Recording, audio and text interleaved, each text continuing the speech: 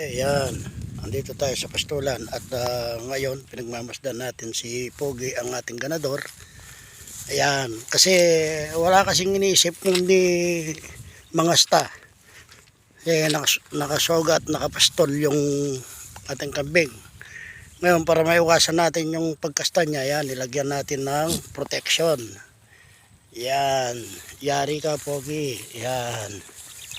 Kasi yung ibang kambing po, ayan, pumupunta rito pero hindi naman sa atin. Kaya nilagyan ko muna ng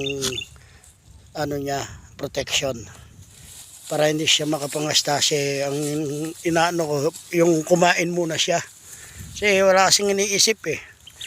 Hinahayaan niya yung pagkain lang niya na ayan matabi yung inahin. Eh, hindi atin yan, kaya nilagyan natin ng protection yung sa kanyang alam nyo na yun.